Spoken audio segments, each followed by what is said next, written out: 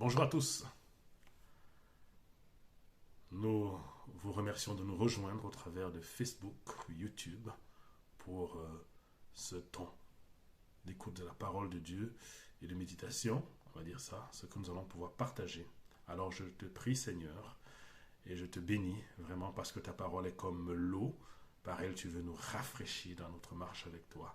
Ta parole Seigneur est comme la terre, tu veux nous permettre d'en être enracinés. Tu dis aussi qu'elle est comme l'épée et que à toi, elle ne va pas et elle ne revient pas à toi sans avoir accompli son effet. C'est lui de nous permettre de discerner quelle est ta volonté, de distinguer ce qui n'est pas et de la chair et ce qui est de l'esprit et de pouvoir ainsi conformer nos cœurs par la repentance et à nous mettre à l'obéissance. Merci Seigneur pour ta parole et je te prie donc au travers de ce que nous allons pouvoir partager, voilà, quelqu'un soit encouragé, quelqu'un soit exhorté, quelqu'un soit remis en question et que tous surtout puissent avancer, Seigneur, d'un pas ferme à ta suite.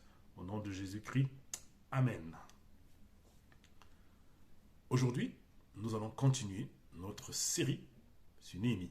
Rappelez-vous, la période post-exilique, qui est partie de la qui est partie où nous avons vu dans Esdras déjà effectivement la reconstruction du temple, voilà, et tout ce qui en suit.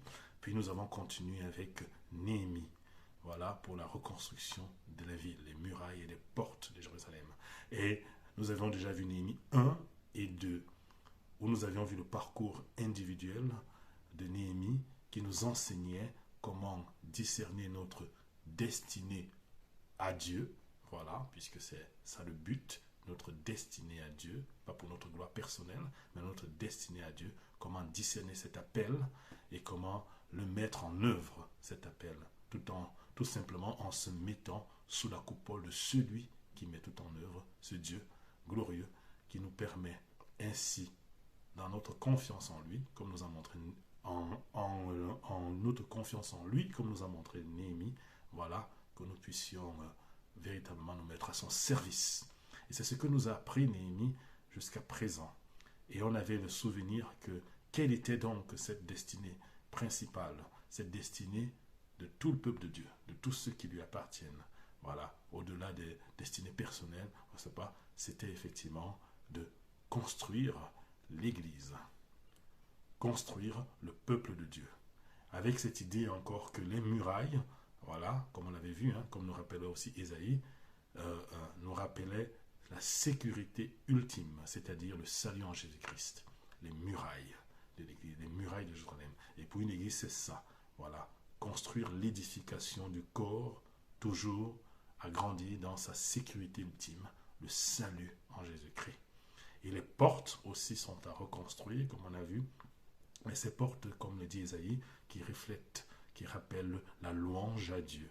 Louange à l'intérieur de l'Église, voilà, qui est un témoignage pour tous ceux qui viennent, qui passent et qui entrent, mais par les portes aussi, nous allons à l'extérieur de l'Église par notre témoignage, dans nos quartiers, dans nos maisons, dans nos villes, là où Dieu nous fait la grâce d'être.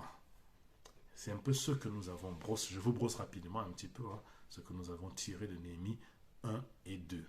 Mais c'était le parcours individuel de Néhémie qui ne s'est pas contenté de la vision que Dieu a mis dans son cœur, l'appel de Dieu pour le servir, mais cet appel se réalise de manière collective parce qu'il vient sur le terrain, il rencontre des gens sur le terrain, et c'est en assemblée générale, c'est comme ça qu'on termine Néhémie 2, qu'ils décident tous ensemble, oui, nous allons rebâtir et obéir à la volonté de Dieu de reconstruire. Et dans cette obéissance à la volonté de Dieu de reconstruire, on a vu que s'élevaient des résistances face à cette décision collective, des résistances avec Sambala et voilà. Et Néhémie 2, le dernier verset, termine par cette confiance, cet encouragement aussi, cette confiance de Néhémie dans le soutien de Dieu, qui est au verset 20, je leur fis cette réponse à ceux qui exprimaient leur hostilité au plan et au projet de Dieu de construire. Le Dieu du ciel nous fera réussir, nous ses serviteurs, nous bâtirons. Mais vous, vous n'avez ni part, ni droit, ni évocation dans Jérusalem. C'est ainsi qu'il a terminé. Le Dieu du ciel nous fera réussir. Nous, ses serviteurs, nous bâtirons. Alors la question qui nous est posée aujourd'hui pour continuer cette série sur Néhémie, nous allons aborder Néhémie 3 avec cette question qui nous est posée ce matin. Comment réussir donc à construire? Réussir à construire quoi? Les murailles et les portes. On a dit que c'était quoi? Construire l'église. Et donc, si nous avons compris à travers les Néhémie 1 et 2 comment nous avons été enrôlés et comment nous sommes donc ouvriers de Dieu, la question qui nous est posée, quel ouvrier de Dieu es-tu pour permettre la réussite de la construction de son œuvre? C'est la question essentielle et principale qui nous est posée ce matin. Et je dois vous avouer que dans Néhémie 3, j'ai eu la tentation de ne pas, de le sauter, de l'enjamber pour passer directement à Néhémie 4. Parce que Néhémie 3, c'est une liste de noms. Et très souvent, des passages dans la Bible comme ça, qui sont des listes de noms, nous dérangent et on passe dessus.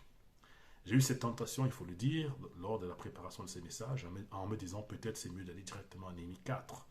Mais en fait, dans cette idée de vouloir enseigner tout le conseil de Dieu, voilà, nous, par la grâce de Dieu, nous allons aborder effectivement cette liste de noms, voilà, parce que Néhémie va citer dans Néhémie 3 l'ensemble des personnes de manière nominative qui ont participé à la construction, à la reconstruction des murailles et des portes de Jérusalem. Il va citer des gens. Dans notre temps aujourd'hui, c'est comme si on aurait pris des photos, et on verra sur les photos les qui étaient là, en fait, en gros, pour cette reconstruction. Il va même citer, mais non plus nominativement, ceux qui n'ont pas participé. Parce qu'il y en a qui n'ont pas participé. Il va leur évoquer ceux qui n'ont pas participé sans les citer eux par contre. Parce que dans la grâce de Dieu, l'objectif n'est pas d'humilier ou de faire honte, mais il a voulu honorer par un texte dans lequel il cite l'ensemble des personnes qui participaient, ceux qui ont répondu à cet appel de Dieu et se sont mis au travail. Mais vous allez voir que c'est un ensemble particulier, de grande diversité, une grande différence, qui, je crois, pourrait nous enseigner aujourd'hui et nous aider à répondre à cette question. Nous n'allons pas passer dans cette liste de noms qui peuvent être fastidieuses. On ne va pas la lire en entier. Je vais vous emmener juste dans certains versets. Mais toi, qui es de l'autre côté, tu peux prendre une pause maintenant, un stop sur ta vidéo que tu suis et prendre peut-être le temps de lire les 32 premiers versets de Néhémie 3. C'est ça, notre enseignement d'aujourd'hui, sur les 31 versets de Néhémie 3. Si nous avions plus de temps, comme lors d'une étude biblique, oui, on aurait pu aborder les points après points, mais je vais en tirer quelques éléments clés de cette liste, qui vont nous aider à répondre, je l'espère, comment réussir à construire l'Église. Quel ouvrier de Dieu es-tu? Un parallèle sera fait, et je te le propose effectivement, et c'est ça le clin d'œil de Dieu, un parallèle est fait entre Néhémie 3 et 1 Corinthiens 3, tant le thème est quasiment le même. Néhémie 3 va parler effectivement des choses assez physiques, on va dire ça, physique, la construction, les gens qui participent à la construction des portes et des murs. 1 Corinthiens 3 peut en être l'application, la traduction spirituelle pour le peuple d'aujourd'hui, de ce Néhémie 3. 1 Corinthiens 3 en parallèle à Néhémie 3. Dans le 1 Corinthiens 3, nous l'aborderons juste pour la conclusion de ce message. Quelqu'un écrivait, « Lorsque les croyants travaillent ensemble, d'un commun accord, tout en offrant chacun leur don distinctif, l'œuvre de Dieu s'accomplit d'une manière glorieuse. » Et ça, c'est vrai. Le chapitre 3, donc, parle de construction de l'œuvre de Dieu en nous citant ceux qui ont participé, comme on a dit tout à l'heure. être un serviteur à l'image du Seigneur Jésus, montrer l'exemple, frayer un chemin. Voilà ce qu'on va découvrir.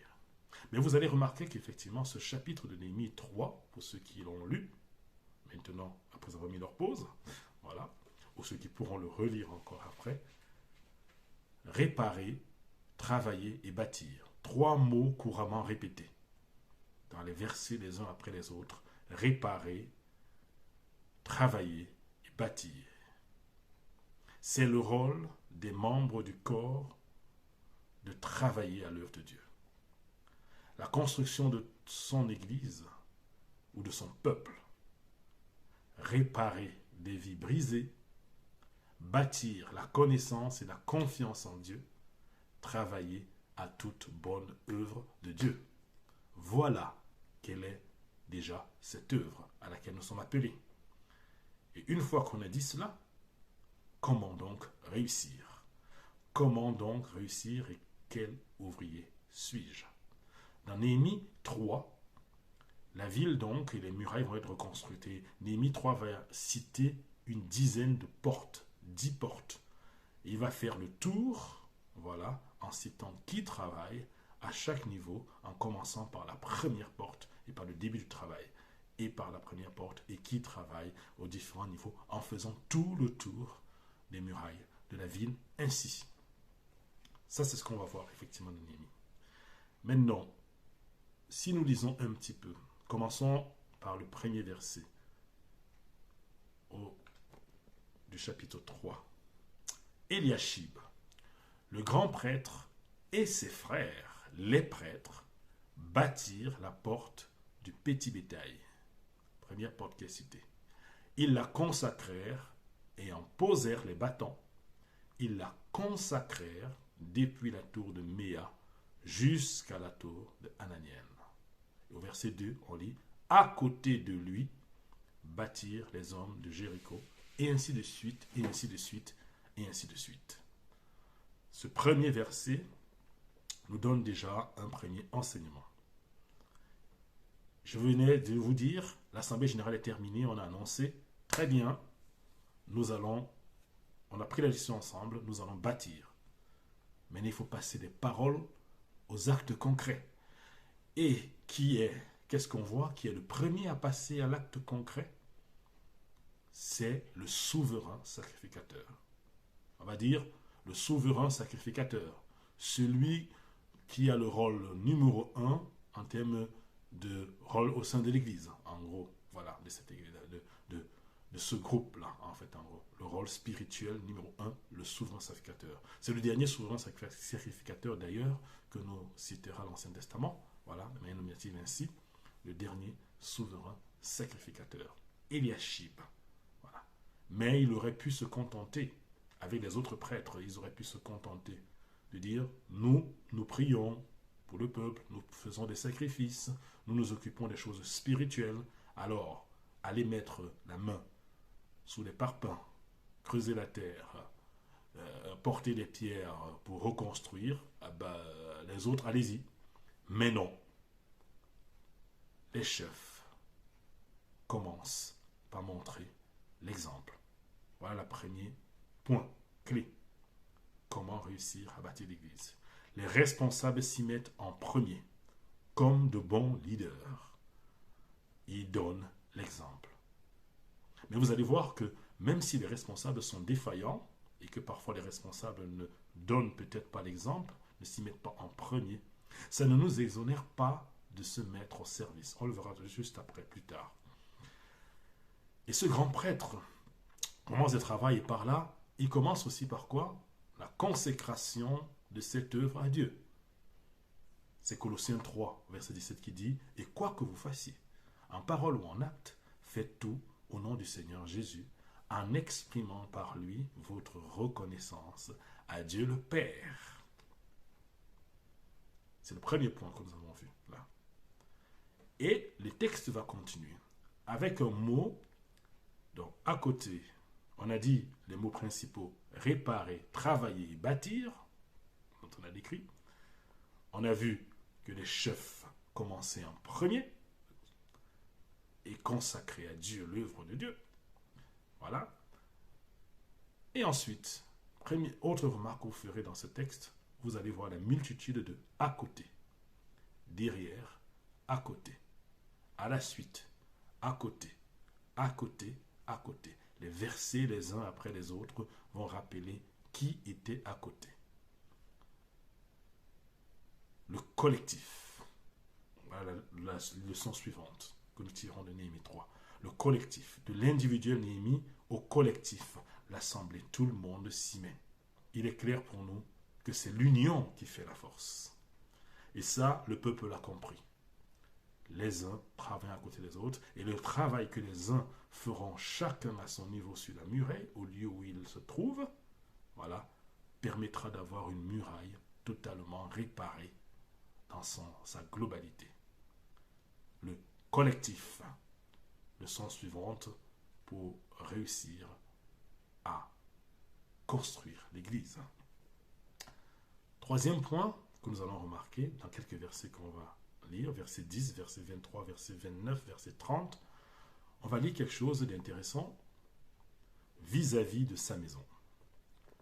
Verset 10 nous dit, on va quand même les lire ceux-là, à côté, comme toujours, de travailla, voilà, en face de sa maison.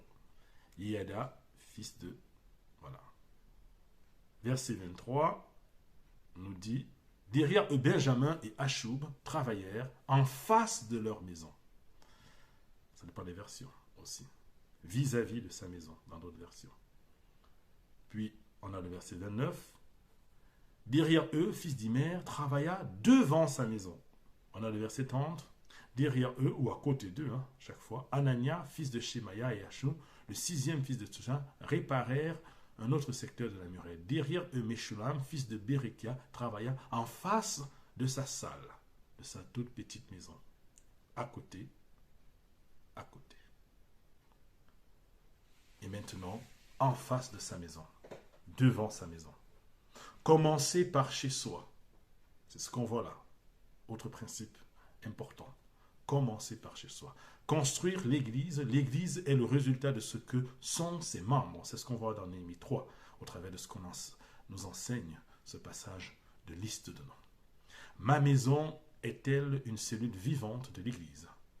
Un lieu de prière, de célébration de Dieu, un lieu de pardon, un lieu d'intégrité et de fidélité, une antenne de témoignage de l'œuvre de Jésus? Ou bien alors, ma maison, au quartier ou au boulot, c'est une autre vie, différente de la vie connue à l'église. Ce qu'on appelle la duplicité. Voilà, par exemple.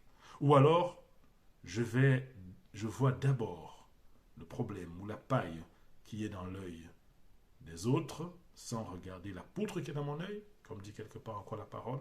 Non. Réussir à construire l'église, c'est commencer par sa maison. Commencer par l'œuvre de Dieu chez soi, dans sa famille, dans son quartier. Commencer à être exigeant envers soi, avant d'être exigeant envers les autres. Puis on passe à un autre point très intéressant dans ce Néhémie 3. On va voir que l'engagement au-delà des attentes de certains hommes pour Dieu.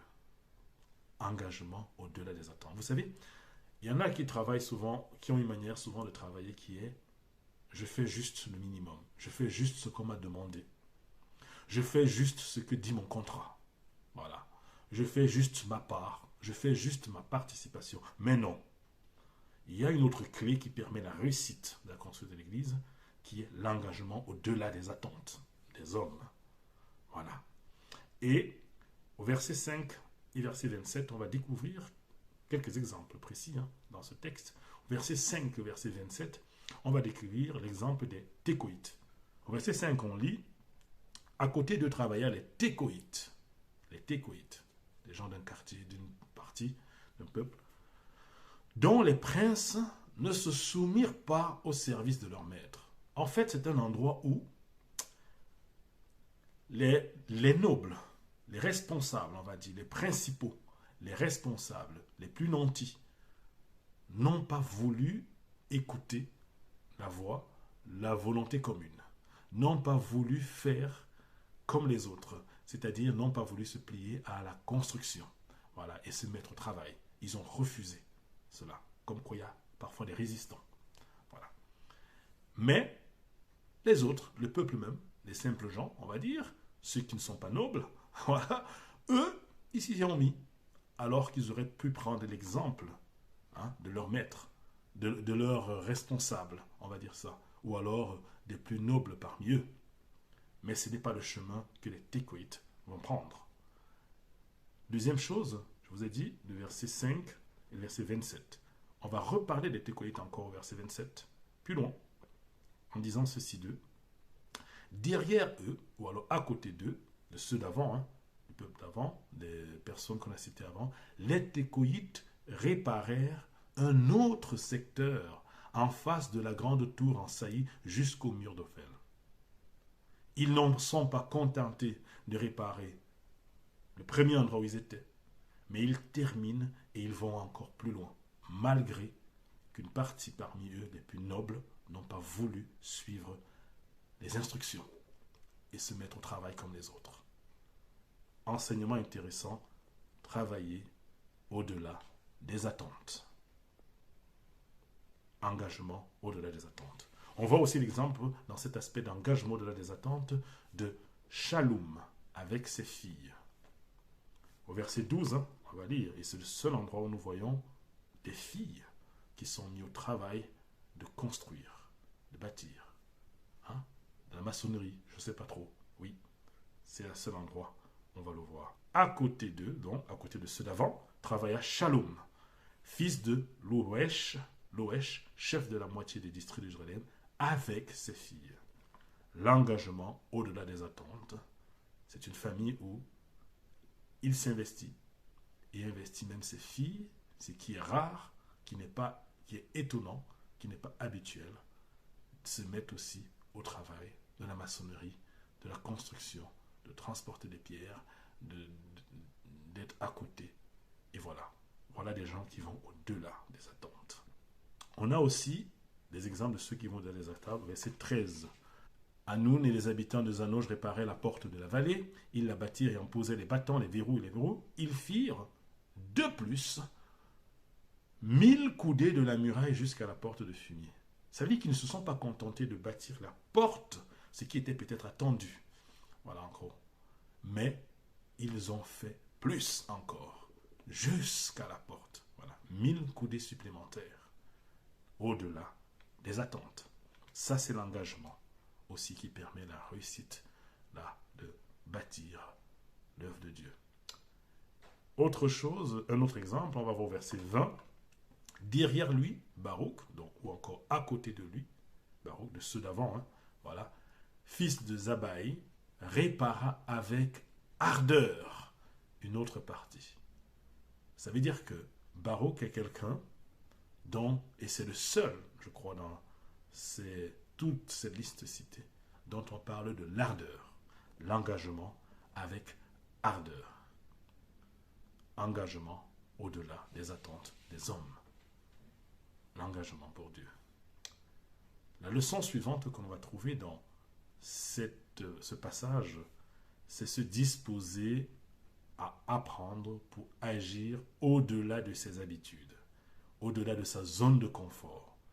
Voilà une autre clé pour réussir à construire l'Église, pour réussir et qui nous permet de répondre.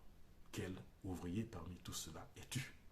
Se disposer à apprendre pour agir au-delà de ses habitudes et ainsi sortir de sa zone de confort. On a déjà vu Néhémie qui a quitté effectivement son travail dans le palais, dans les royaumes, voilà, auprès du roi, pour venir se mettre à la tâche concrète. Mais dans ce passage où il cite les personnes, qu'est-ce qu'on remarque de particulier? Des Lévites au verset 17, des orfèvres, verset 8, verset 31, verset 32, des parfumeurs, et les jeunes filles qu'on a citées par exemple tout à l'heure, des gens dont ce n'est pas le métier de travailler à la construction, de travailler dans le BTP. Non, ce n'est pas leur métier, et pourtant, ils se sont investis. Pourquoi? Disposés à apprendre et agir au-delà de ses habitudes et sorti de sa zone de confort. Ils auraient dit, c'est pas mon métier, je laisse les autres faire. Mais non, on voit des gens qui s'investissent, prêts à apprendre et qui sortent de leur zone de confort, de leur métier habituel. Autre leçon qu'on va voir très intéressante dans ce Néhémie 3, plutôt des contre-exemples. Oui, il y a des contre-exemples. Et parfois dans un groupe, il y a des contre-exemples qui freinent le groupe, qui freinent l'ensemble. Heureusement, ce n'est pas les plus importants. On a vu déjà ces fameux nobles de Tékoïte, les nobles ou les responsables parmi les Tékoïtes, qui ont refusé de se plier aux instructions communes. Il y a parfois des personnes qui n'entrent pas dans le groupe, qui ne jouent pas collectif. Et là, c'est pour ça que c'est intéressant Néhémie 3, parce que ça nous montre une réalité. Néhémie cite, mais il prend la peine parce qu'il ne veut pas, parce qu'il l'objectif n'est pas d'humilier, il cite des responsables parmi les Tékoïtes, et là il ne cite pas nominativement qui que ce soit. Voilà. Mais il a cité nominativement tous ceux dont il faut honorer leur investissement pour l'œuvre de Dieu. Mais il y a une autre chose qui peut nous paraître étonnante. C'est ce Eliashib. Mais on le verra, vous le verrez beaucoup plus loin. Eliashib. Et vous allez remarquer une chose très importante, 10 portes ont été construites. 10 portes. Et chaque fois, je dis bien, chaque fois qu'une porte est citée,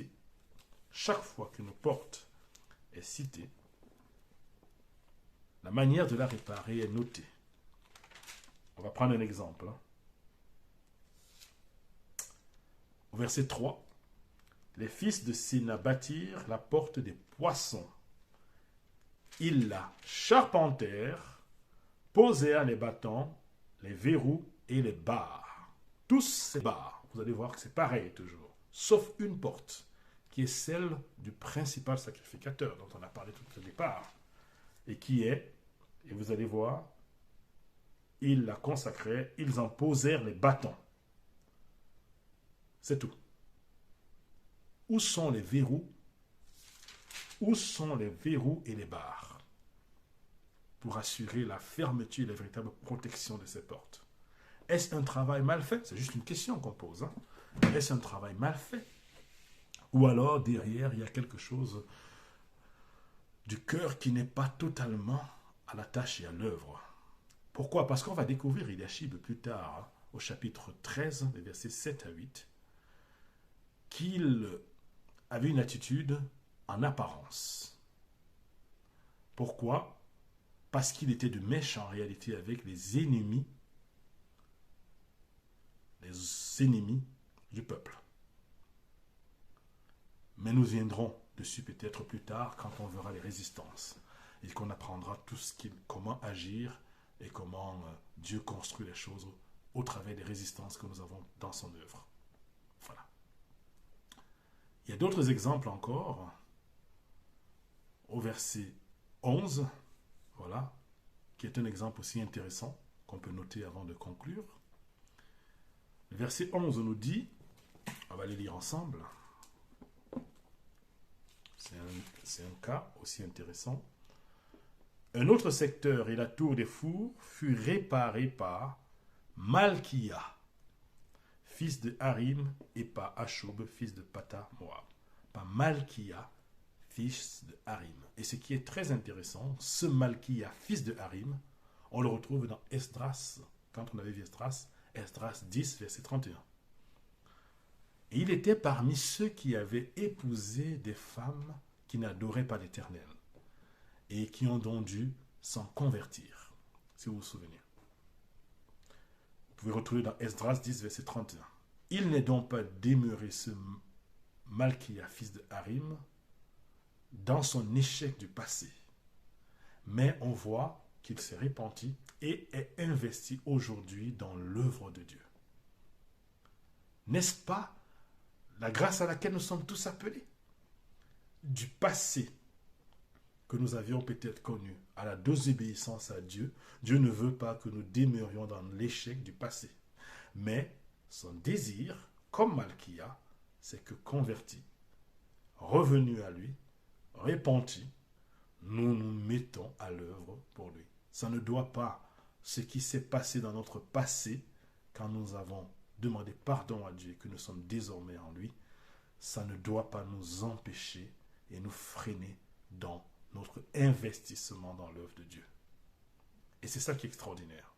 Je voulais terminer par cet exemple qui était là. Mais je crois qu'il y en a encore beaucoup d'autres si on prend le temps de lire verset après verset, à découvrir les personnages. On peut découvrir des choses intéressantes. Mais je vous laisserai continuer. Alors en conclusion de ce passage, on va dire un peu difficile, voilà, mais que j'espère, vous avez vu quelques clés. Nous avons cité effectivement quelques clés qui nous permettaient de répondre à comment réussir à construire l'Église. Et quel ouvrier de Dieu es-tu? Je ne sais pas si vous pouvez répondre désormais, mais 1 Corinthiens 3 va nous aider à mieux répondre à cela. Versets 7 à 9 nous dit, « Ainsi, ce n'est pas celui qui plante qui importe, ni celui qui arrose, mais Dieu qui fait croître. Celui qui plante et celui qui arrose ne sont qu'un, mais chacun recevra son propre salaire selon son propre travail, car nous sommes des collaborateurs de Dieu. Vous êtes le champ de Dieu, la construction de Dieu. » Plus loin, les versets 10 à 15, on va lire, toujours dans le chapitre de 1 Corinthiens 3, 7 à 9, qui parle de même. « Selon la grâce de Dieu qui m'a été accordée, comme un sage maître d'œuvre, c'est Paul qui disait ça, j'ai posé les fondations et quelqu'un d'autre construit dessus. » Ce qui est plus intéressant, c'est après. Mais que chacun prenne garde à la façon dont il construit. Personne, en effet, ne peut poser d'autre fondation que celle qui est en place, à savoir Jésus-Christ. Que l'on construise sur ces fondations avec de l'or, de l'argent, des pierres précieuses, du bois, du foin ou du chaume, l'œuvre de chacun deviendra manifeste, car le jour la mettra en évidence. En effet, c'est dans le feu qu'il se révélera.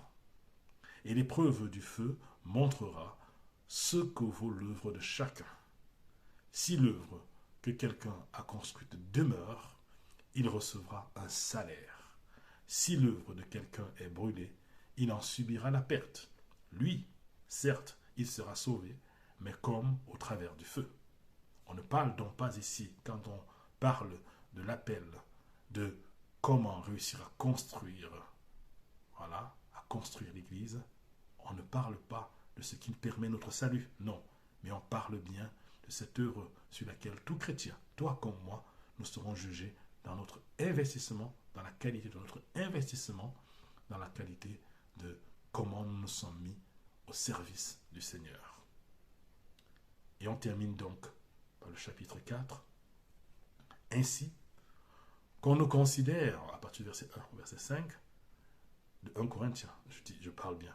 Ainsi, qu'on nous considère comme des serviteurs du Christ et des intendants des mystères de Dieu. Du reste, ce qu'on demande d'un intendant, c'est qu'il soit digne de confiance. Quant à moi, il m'importe fort peu d'être jugé par vous ou par une juridiction humaine, dit Paul. Je ne me juge pas non plus moi-même, car je n'ai rien sur la conscience, mais je n'en suis pas justifié pour autant. Attention, qu'est-ce qui me justifie donc? Celui qui me juge, c'est le Seigneur. Ne portez donc aucun jugement avant la fin fixée, le temps fixé, avant la venue du Seigneur qui mettra en lumière les secrets des ténèbres et qui rendra manifeste les décisions des cœurs. Alors chacun recevra de Dieu sa louange. Oui, ce matin, aujourd'hui, je ne sais pas quand tu le suis, l'idée a été de nous encourager au travers de Néhémie 3 aux éléments clés qui permettent de réussir, voilà, à construire l'Église. L'Église qui n'est pas des bâtiments, voilà, mais l'Église qui est le corps de Christ, qui a besoin des cœurs à réparer, qui a besoin de grandir, de construire, de bâtir la connaissance, l'amour et la confiance en Dieu, Voilà. Cette église-là, dont les portes sont ouvertes vers l'extérieur, par la louange de notre témoignage, pour dire qui est le Seigneur Jésus. Oui, c'est de cette église dont on parle, et cette construction dont on parle. Et dans cet encouragement, donc, on a vu les clés qui peuvent permettre de réussir. Et nous questionner nous-mêmes de quel ouvrier sommes-nous. Nous voyons au travers de 1 Corinthiens 3 le parallèle, comme je vous ai dit, c'est le Seigneur qui jugera au final. Et pas besoin de juger mon frère aujourd'hui. Pas besoin de dire que celui-là, oui, celui-là, non.